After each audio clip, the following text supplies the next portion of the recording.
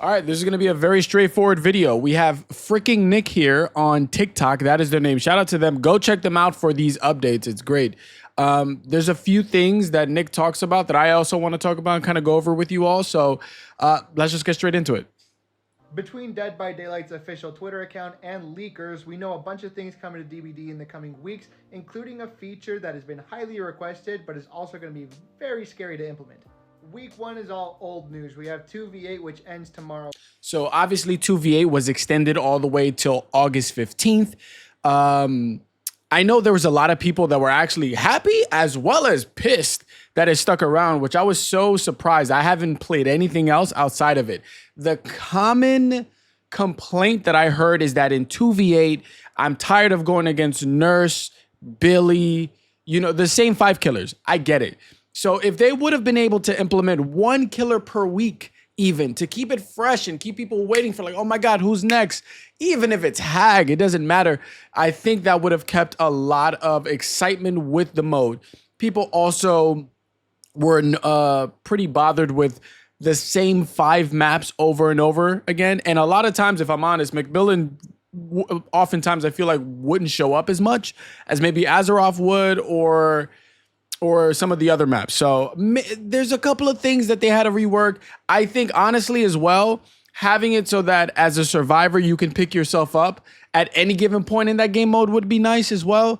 I've had a couple of killers kind of go for a full-on slug 8, and it was a Nurse and a Wraith, full-on 8-man slugging to try to get the win. I ended up making it out, but just barely with the door. Everybody else died. I got the door somehow, some way, because there's 3 doors. So if they were to change that, I think it would be nice. But yeah, aside from the maps and the killers, I was saying there's a lot of killers that don't need too much of a rework if they were to be added into the game. So I'm like, please just add them, right? For example, this is something that was leaked recently as well. The following killers have AI code written for them. They're still being worked on. None have been tested for 2v8 just yet. So apparently there's some sort of leaks, DBD leaks or whatever. One of my mods sent me this. Shout out to Gucci. And it looks like Leatherface, possibly. And the reason why they're thinking that this is for 2v8 is because if somebody was to DC, then there needs to be AI written for the killer so that they could play the game once the person, if the person DCs. So Leatherface is very simple, right? All you have to do is the same thing you kind of did with Billy. I think it would be so much fun in this game mode in 2v8. You just have it so that every single time he hits you, it only takes 1 health state. That's it. I think that's more than good enough. There's still a bunch of pallets. There's so many freaking pallets in 2v8. There's a bunch of windows and outs and a lot of things that people can do. I think that would be very fun. Clown would be exactly the same, right? There's no difference. He throws your bottles, he slows you down. Deathslinger, I think that would be fun to go against. Imagine Deathslinger just holds you and then his teammate comes in and just cooks you. That would be fire as well. Demogorgon doesn't have to change, nothing. Doctor's power doesn't have to change. Pyramid Head, maybe only the ability to cage people, right? Just have it so that he can't do that. Not that it would matter necessarily either. Now, I will say Ghostface, I don't know how they would rework him, right? So if you were to rework, let's say, right now, Ghostface, if he stalks, he can one-shot you. So what are you going to do it for after? Maybe if he stalks, he reveals your position, maybe he can see your aura and your teammate can see the aura as well. You could rework the power for something like that. Legion is a bit of a sketchy one too, because I mean I could see Legion just popping off and just hitting 1,000 people at once, and obviously I don't think they would give him the one shot down once you hit 4 people, right? I don't think he's gonna do that on the 5th try, but I don't know how they would work his power. Maybe he has a max of only 4 people he can hit before he can't stay in his frenzy anymore. I don't know. Freddy, nothing has to change really. I will say for a lot of the killers, like Freddy, like Pig, maybe Plague, etc., would they keep their secondary powers? I would hope not. I would hope there's nothing extra we would have to do. I would hope that maybe Freddy's puddles just work. Does that make sense? So Freddy has puddles or Freddy has fake pallets and they just work without us having to be in the dream world, so that we don't have to wake ourselves up, so we don't have to do some sort of secondary task. I think one thing that I loved about this game mode is gens and chase, nothing else, no other perks, nothing else that you have to worry about. And it's very little downtime, you know, it's all chaos, and is what I love so much. So Oni is gonna be crazy. How do we, obviously the same thing they did with Billy, right? Maybe Oni just won't one shot you, and that's totally fine. So he can use it for mobility, his power, and he can hit you with it, but it would only hit you once. And I think I'm totally fine with that. I don't mind that whatsoever. Pig would be the same thing. Now her head traps, how would that work? Would she still get it? Or one of my mods was actually saying that Pig, if anything, she should get Amanda's letter, which I believe enables you to see survivors' auras while you're crouched within something like 8 to 16 meters. I would like that. And obviously she could still dash as well. That would be great. She would be pretty strong in that mode if she just had that at base. And I think it would be fun sneaking up on survivors. I think Wraith actually does very well because so many people are healing together at once. You could kind of just sneak up on people and he would just disrupt that all the time. She could kind of, fit the same mold and have the ability to use her little slice and dice, if you will, or not slice and dice, but whatever it's called. Then you have Plague. I don't know how it'll work with Plague. Do we cleanse? But if we cleanse, does it give her power? I don't know. Her power would be so strong in this mode. Myers, same thing. When he tears up, what happens? Does he, instead of tearing up and he gets to one-shot you, now does he maybe get stealthy instead for a certain amount of time? I don't know. I don't know how they would change that. Spirit would work exactly the same. Hag would work exactly the same. So I think there's certain killers they could just bring in and it wouldn't be an issue. I love the fact that Pyramid Head, Ghostface, Myers, and Leatherface, all these people are in this as a potential maybe for 2v8, which means that there's nobody off limits. I think a lot of the other killers that they have, I mean, who the hell wants to go against Skull Merchant, the Knight, Pinhead? How would he work with his box? I think there would be a lot of reworking for a lot of killers, but I think this is a pretty decent list of killers and I think this is pretty much the list that I was saying while I was on stream. There's certain killers that could just play normally in that mode, adjust a couple of things, but I don't know anything about coding. So I'm really talking out of my ass. But I would hope that you could just bring them in and let's continue the fun. It would help out queues on both killer and survivor side. People were saying that it'll just get worse for killer. I think it could possibly maybe get worse, but definitely it would get better because survivors would want to come back to this game mode to go against the variety of killers now, So I just want this game mode to succeed and to do well. I've had so much fun. Again, change little things like don't let the killers 8-man slug. In this mode, it should be at the best, you scare somebody else off, you get another injury, you come back, and then you put me in a cage. But, don't let them slug me for 10 years, It can, if your team doesn't know what you're doing, if you're solo queuing it, good luck. You know what I'm saying? Week 1 is all old news. We have 2v8, which ends tomorrow morning. We have the Castlevania PTB, and then there have been new skins for the Dredge, the Blight, and Nicolas Cage. Here's the Horrors of the Deep collection in Dead by Daylight, and Nicolas Cage has his toes out for those who care about that kind of thing. On August 13th, you're getting the Noir collection in Dead by Daylight. That's a skin for Jonah, Jane, and Hattie. Here they all are. All right, listen. Maybe one person, one of my mods, Delonzo, mains Jonah.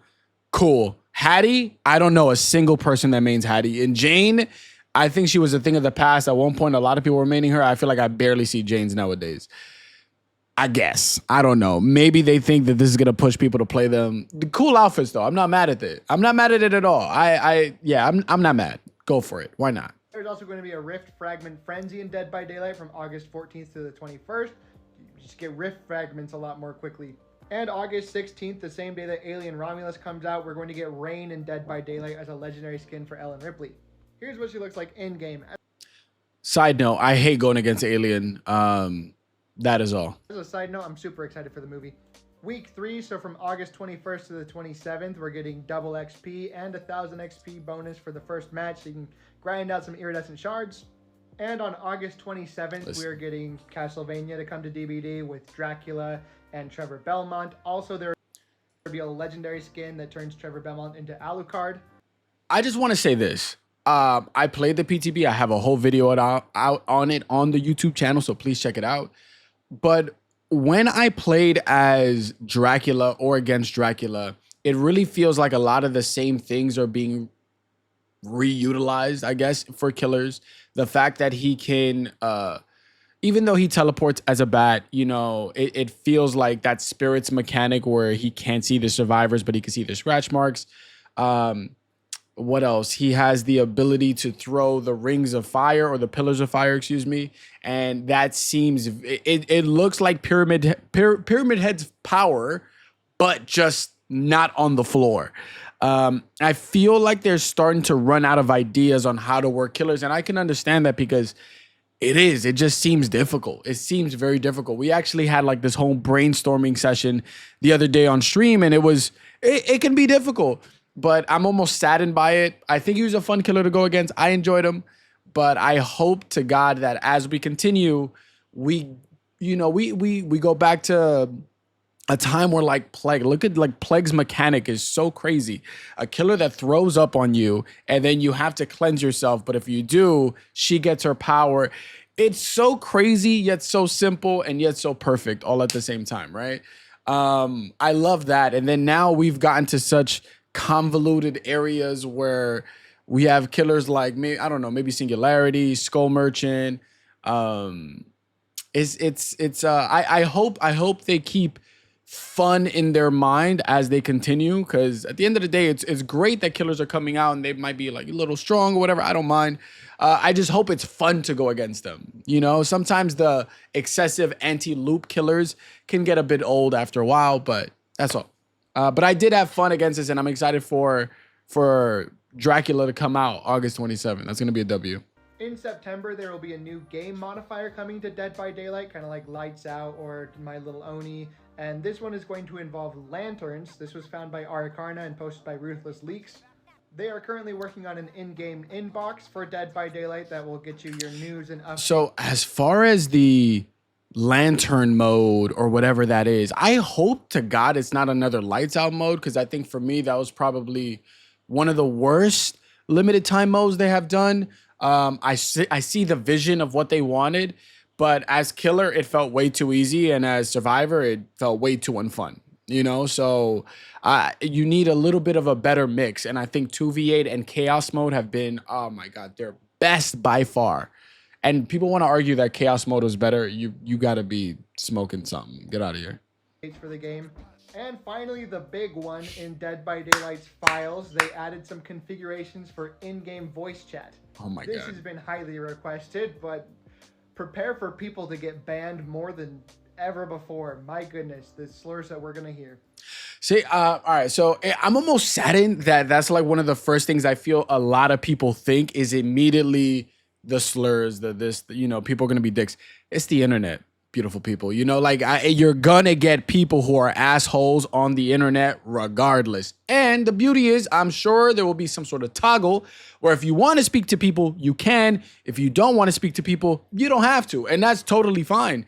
But I can't wait for them to add something like this in TCM when they did it, or when they had it in TCM, or as it is now in TCM. It was so much fun to be able to speak to both the killers and the survivors on both sides. Was a lot of fun. You make a lot of friendships. Yeah, are people going to be weird here and there? Yes. But I would say more often than not, the interactions were more positive than they were negative. And again, if you don't want to talk to somebody, guess what? You could just mute them.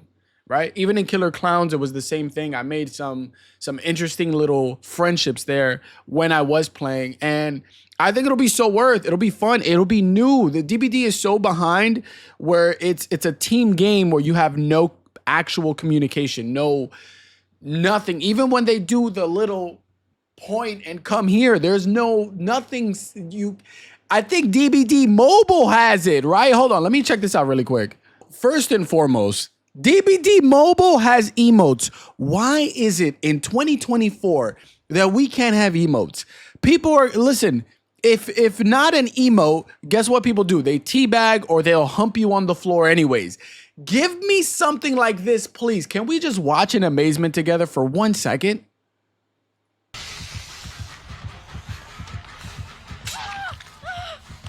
What the hell is that? I want that. I want that. I gotta go play DBD Mobile. Look at this. Oh my God, this is what's missing from DBD. Oh, Jesus. Oh, Jesus. Nah, her spins are crazy. Oh my God. Is she doing this with her fingers or can you use a controller for mobile? No. Give me it, please. Please.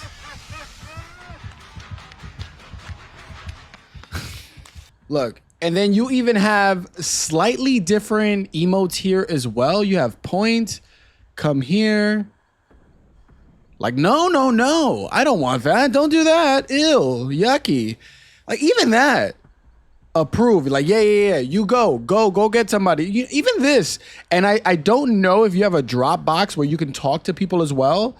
But it's the simple little things like this that I'm so sad that we don't have. In 2024, we still have the same 2 emotes this entire time. And I know people hate it when I compare DBD to like something like Fortnite, right? But I love the fact that Fortnite has so many different ways to express yourself in the game, and it's silly and it's fun and it doesn't take itself seriously at all.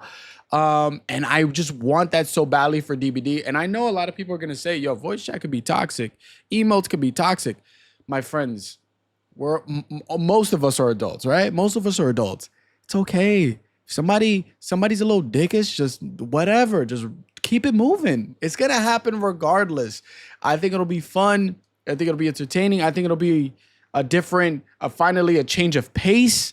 I'm sure I think there's even something that they do in Fortnite where if somebody is doing like, take the L dance in Fortnite, it won't even show it to you. So they can even block you from seeing those emotes if you don't want it. If you don't want to see it, then you don't have to see them, right? There's so many things that we can do for the people that want it. And if you don't want it, guess what? We can help you out as well. Ultimately, I would be so excited for this. How do you guys feel? Would voice chat be the best thing in the world, or would you absolutely hate it? Would you stop playing DBD altogether? Wouldn't it be better if there's somebody running for their life is like, hey, listen, I'll take a hit for you. I have a med kit. I have this perk. We can't even see each other's perks in 2024. I think a PTB, listen, they do PTBs for everything, right? Throw in a PTB where we could see each other's perks. Throw in a PTB where we have voice chat so we could test it, figure out, see if we like it, and we'll go from there. I don't think there's anything wrong with testing it to figure it out, see if we like it, and then we move on. If it's cheeks, it's cheeks. What's Up is a data miner from DBD Leaks. He was going through the PTB files, and the next limited time modifier is codenamed Firefly. This is possibly going to be the next iteration of Lights Out, that DBD game mode from back in January. That would be horrible. In this new iteration, there will be lanterns Lights Out was around the so map bad. that you can use possibly to illuminate the area a little bit better, but the killer can destroy them. To DBD's 2v8 mode in the code, and some changes to survivor abilities that will probably come with the next iteration. Each survivor class has 1 passive ability, 1 ultimate ability, and 1 auto reading ability. So I've seen this. It looks pretty good. I hope outside of just redoing the classes that we already have, they also go on to hopefully create new classes if this is to continuously exist, which this also just gives me more hope that 2v8 is going to be around, hopefully for longer, hopefully sooner rather than later, because they're reworking all of these classes. So, that's a positive thing for sure. For the escapist, everybody near you vaults silently, and then if you press the active ability button, then you get 50% haste for you and everybody around you for 3 seconds. That's fire. And the auto reading ability is you can see the closest pallet within 16 meters of you. So That's they're getting pretty a good. bit of a That's all you nerf need. from the current state of DBD 2v8. For the guide, That's not everybody who's bad. working on a generator. I wouldn't even say that's a nerf, because if you can now control when you get that sprint burst, that's huge. So what, you don't get 32 meters, now you get 16 meters if that's what it was before? Totally fine. I think that's an absolute W. With you gets an additional 3% bonus for each great skill check, And if you press the active ability button, everybody near you repairs generators 8% faster for 8 seconds. And then the R rating ability, as you can see, unfinished generators within the class in 2v8 is getting a bit of a buff. Survivors within 8 meters of you heal 50% faster. If you press the active ability button, everybody within 8 meters of you heals for 50% of their health bar. And your R rating is you can still see injured survivors within 64 meters. 64 instead of like 92 or 98 meters or whatever that is. That's not bad.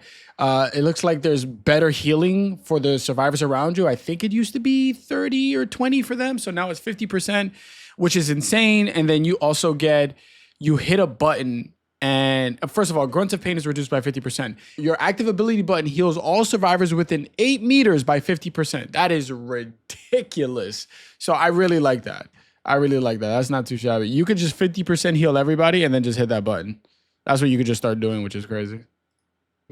Scout will be getting a complete overhaul, basically.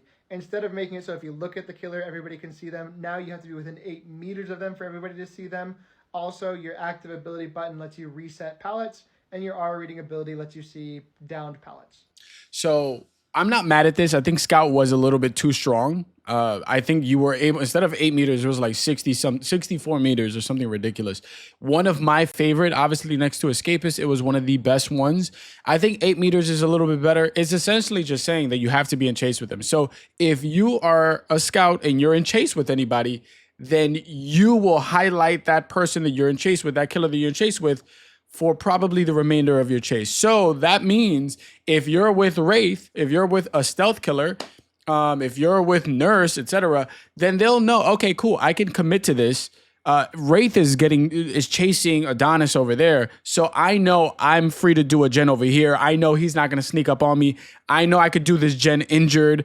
I know I can finish this heal in the open. Nobody else is going to be able to sneak up on me as of yet, until they implement, or rather add in other killers, and then maybe. But it's a great perk. It's a great perk. And if you're really good at getting chased, if you're good at holding chases, it's a really good perk to notify the entire team of what's going on. In endgame, it's really good too, because then it shows you where the killer is on the map, so you know if you're free to do doors as well. It's a great perk. And this is a fake DBD leak. Somebody posted a screenshot of Dead by Daylight's press release for the Five Nights at Freddy's collaboration, saying that it was going to be cosmetics. If you actually read the article with a shred of media literacy going on in your noodle, you'll see that it's fake. Like the language, the tone is very different from the normal corporate speak that DBD does for these press releases. And they mentioned that the cosmetics are going to their 4 favorite killers, which are the Trapper, the Legion, the Singularity, and the Skull Merchant, who are pretty famously not the favorite killers in DBD. Also, that URL just does not exist. While we're on the subject of Five Nights at Freddy's and Dead by Daylight, people have been saying that this X is confirming that it's going to be a cosmetic collection. But Resident Evil and Ringu were not cosmetic collaborations, so that doesn't mean anything. Is it just me? I'll be honest, I'm a little bit upset. I love the fact that, listen, I'm not a big Five Nights at Freddy's head guy, whatever. I played part 1 back in the day. Terrible at it. Probably when I first started streaming. I hate jump scares. I hate everything in that genre. I play scary games only because people love to see me scream. That's it. Pause also, just in case.